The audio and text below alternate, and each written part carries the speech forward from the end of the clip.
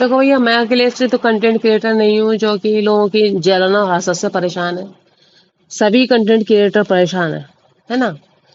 اب یہ مطلب کہ اب تم یہ کہتے ہو کہ ہندوستان آگے نہیں بڑھ.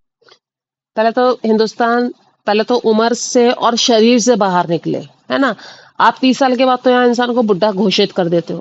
اور چلو انسان دنیا کی پرواہ کیے بنا بھی اپنا کام کر رہا ہے، 30 سال کے بعد بھی اچھا خاصا وہ فٹ ہے، اپنا کام کر رہا ہے.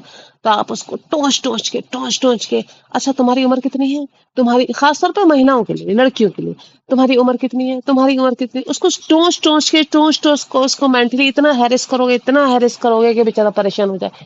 ارے جو لڑکیاں، جو مہیلائیں 30 سال کے بعد جو اب تھوڑا سا مطلب اپنی ایجوکیشن پوری کر کے، نہیں شادی ابھی ہوئی ہے، کر کے اپنا سب کچھ اپنی ٹریننگ وغیرہ پوری کر کے ڈانس کلاس کھول کے بیٹھی ہیں یا کوکنگ کلاس کھول کے بیٹھی ہیں، تو ان کو بھی بولیں گے کہ ارے کتنی عمر ہو گئے آپ؟ 35 کی تو ہو گئی ہوگی، آپ 40 کی تو ہو گئی ہوگی، آپ اتنے کی تو ہو گئی ہوگی. ہندوستان ترقی کہاں سے کرے گا؟ تم ٹائم ہی نہیں دے رہے نا لوگوں کو ترقی کرنے کا، وقت ہی نہیں دے رہے.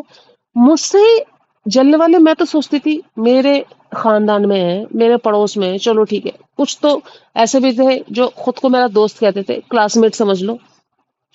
لیکن اب تو بھرمار ہے جیسے کہ ان لوگوں کی، بالکل کھیپ کی کھیپ ہے ایک دم. اتنی جلن، اتنی حسد لوگوں میں بھیا، اتنی حسد کہ کیوں؟ کیونکہ وہ نہیں ہے مطلب.